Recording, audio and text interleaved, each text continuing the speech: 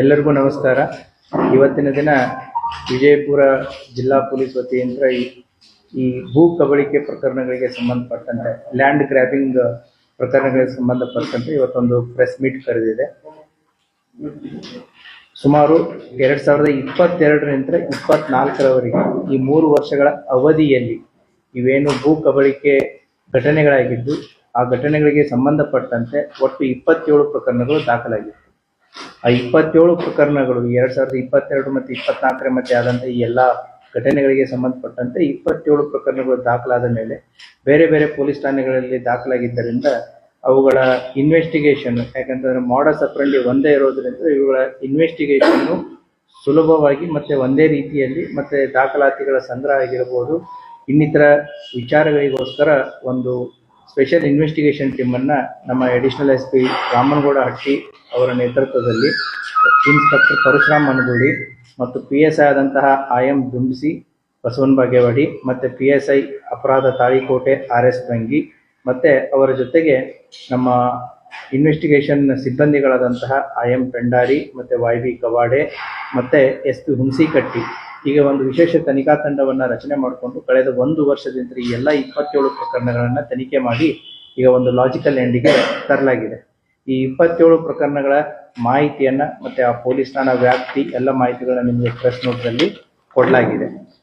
ಈ 27 ಪ್ರಕರಣಗಳಲ್ಲಿ ಒಟ್ಟು 25 ಪ್ರಕರಣಗಳಲ್ಲಿ ಭೂ ಮಾಲೀಕರು 158 ಎಕರೆ 13 ಗುಂಟೆ ಜಮೀನು ಮತ್ತು 9 NA ಪ್ಲಾಟ್ಗಳನ್ನು ಈ ಇನ್ನೋಸೆಂಟ್ ಜನರ ಈ ಲ್ಯಾಂಡನ್ನು ಗ್ರ್ಯಾಬ್ ಮಾಡಿರ್ತಾರೆ. ಈ ಎಲ್ಲ ಪ್ರಕರಣಗಳಲ್ಲಿ ಈ ಭೂ ಮಾಲೀಕರ ಪಟ್ಟಿ ಆಧಾರ್ ಕಾರ್ಡ್ಗಳನ್ನು ಮತ್ತು ಪಟ್ಟಿ ಪತ್ರಗಳನ್ನು ತಯಾರು ಮಾಡಿ ತಮ್ಮ ಹೆಸರುಗಳಲ್ಲಿ ಖರೀದಿ ಮಾಡಿಕೊಂಡಂಥ ಈ ಪ್ರಕರಣಗಳು. ಒಟ್ಟು ಇದರಲ್ಲಿ 27 ಪ್ರಕರಣಗಳಲ್ಲಿ 25 ಪ್ರಕರಣಗಳು ಚಾರ್ಜ್ ಶೀಟ್ ಆಗಿದೆ, 2 ಪ್ರಕರಣಗಳು ಬಿ ರಿಪೋರ್ಟ್ ಆಗಿದೆ. ಈ 25 ಪ್ರಕರಣಗಳಲ್ಲಿ ಒಟ್ಟು 200 ಜನ ಆರೋಪಿತರನ್ನಾಗಿ ದೋಷಾರೋಪಣಾ ಪಟ್ಟಿಯನ್ನು ಈಗಾಗಲೇ ಮಾನ್ಯ ನ್ಯಾಯಾಲಯಕ್ಕೆ ಸಲ್ಲಿಸಲಾಗಿದೆ. ಅವರು ಯಾವ ರೀತಿ ವಂಚನೆ ಮಾಡ್ತಿದ್ರು ಅನ್ನೋದು ನಾವು ಸಾರ್ವಜನಿಕರಿಗೆ ತಿಳಿಸೋದು ಅತಿ ಅವಶ್ಯಕವಾಗಿದೆ. ಹಾಗಾಗಿನೇ ಇವತ್ತಿನ ಪ್ರೆಸ್ ಮೀಟು.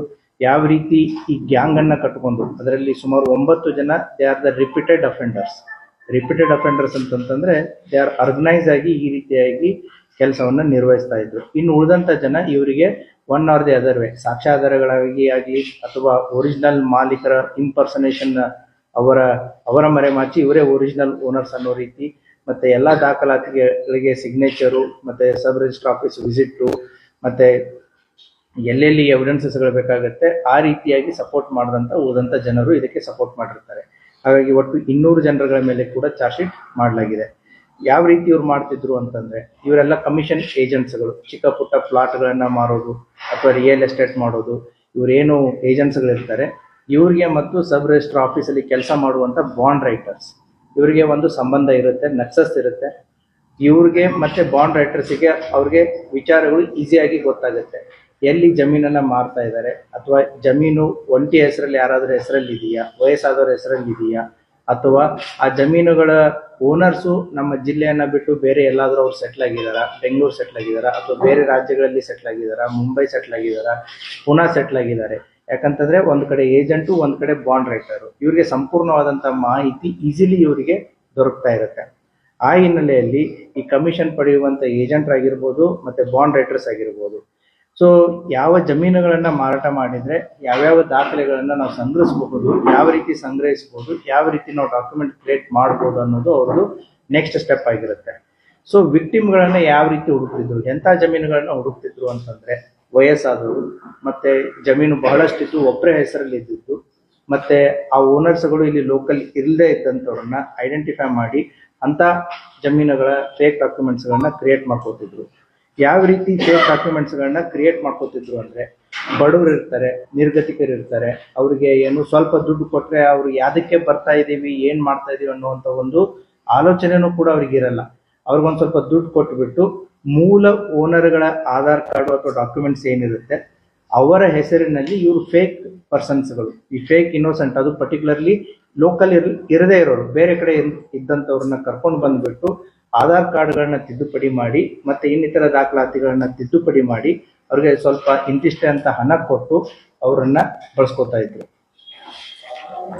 ನೆಕ್ಸ್ಟ್ ಇವ್ರದ್ದು ಮಾಡಸ್ ಆಪರೆಂಡಿ ಹೇಗೆ ಕಂಟಿನ್ಯೂ ಆಗುತ್ತೆ ಅಂತಂದರೆ ಈಗ ನಾವು ಒಂದು 4 ಜನ ಗ್ಯಾಂಗ್ ಮೆಂಬರ್ಸ್ ಇದೀವಿ ಅಂತಂತಂದ್ರೆ ಈ ಫೇಕ್ ಓನರ್ಸೇ ಒರಿಜಿನಲ್ ಓನರ್ಸ್ ಬರದೇ ಇದ್ದಾಗ ಅವರ ಗುಂಪಿನಲ್ಲಿರುವಂತ ಒಬ್ಬ ಸದಸ್ಯನನ್ನೇ ಫೇಕ್ ಓನರ್ನಾಗಿ ಮಾಡಿ ಆತನಿಂದ ಆ ಗುಂಪಿನ ಇನ್ನೊಬ್ಬ ವ್ಯಕ್ತಿನೇ ಖರೀದಿ ಹಾಕೊಳ್ಳೋದು.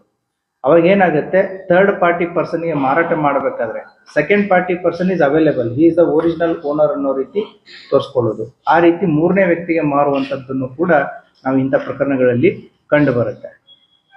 ಅಷ್ಟೇ ಅಲ್ಲದೆ ಈಗ ಮೂಲ ಓನರ್ ಸಿಕ್ಕಾದ ಮೇಲೆ ಅದನ್ನ ಥರ್ಡ್ ಪಾರ್ಟಿಗೆ ಅಂದ್ರೆ ಫಸ್ಟ್ ಟೈಮ್ ಪರ್ಚೇಸಿಂಗ್ದಲ್ಲಿ ಒಬ್ಬನ ಅವರ ಗುಂಪಿನ ಸದಸ್ಯದಲ್ಲಿ ಇದ್ದವನ್ನೇ ಮೂಲ ಓನರ್ ಅಂತ ತೋರಿಸಿ ಫಸ್ಟ್ ಪರ್ಚೇಸ್ ಮಾಡಿಬಿಟ್ರೆ second purchase, third purchase, fourth ಪರ್ಚೇಸಿಗೆ ಸಮಸ್ಯೆನೇ ಇರಲ್ಲ. ಯಾಕೆ, ನಿಮಗೆ ಲ್ಯಾಂಡ್ ರೆಕಾರ್ಡ್ಸು ಒಬ್ಬ ಒರಿಜಿನಲ್ ಇಲ್ಲೇ ವ್ಯಕ್ತಿ ಜೀವಂತ ಇದ್ದಾನೆ ಅನ್ನೋದನ್ನ ಅವರು ಪ್ರೊಡ್ಯೂಸ್ ಮಾಡ್ದಂಗೆ ಆಗುತ್ತೆ. ಹಾಗಾಗಿ ಅದು ಮಲ್ಟಿಪ್ಲೈಯರ್ ಎಫೆಕ್ಟ್ ಆಗಿ ಓನರ್ಶಿಪ್ ಚೇಂಜ್ ಆಗ್ತಾ ಹೋಗುತ್ತೆ.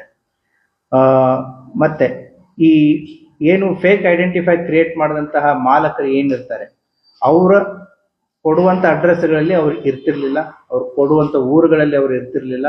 ಅವರನ್ನ ಯಾವುದೇ ಕಾರಣಕ್ಕೂ ಕೂಡ ಪರ್ಚೇಸ್ ಮಾಡೋರಿಗೆ ಇವರು ಹತ್ರ ತರಿಸ್ತಿರ್ಲಿಲ್ಲ, ಸೇರಿಸ್ತಿರ್ಲಿಲ್ಲ. ಅವ್ರನ್ನ ಹುಡ್ಕೊಂಡು ಹೋದ್ರು ಕೂಡ ಆ ಊರುಗಳಲ್ಲಿ ಇರ್ತಿರ್ಲಿಲ್ಲ. ಸೊ ಆ ರೀತಿಯಾಗಿ ಆ ಫೇಕ್ ಐಡೆಂಟಿಫೈ ಕ್ರಿಯೇಟ್ ಮಾಡಿದಂಥ ಓನರ್ಸ್ಗಳನ್ನು ಕೂಡ ಸಾರ್ವಜನಿಕರ ಕೈಗೆ ಸಿಗಲಾರ್ದಾಗೆ ನೋಡ್ಕೊಂಡಿರ್ತಾರೆ.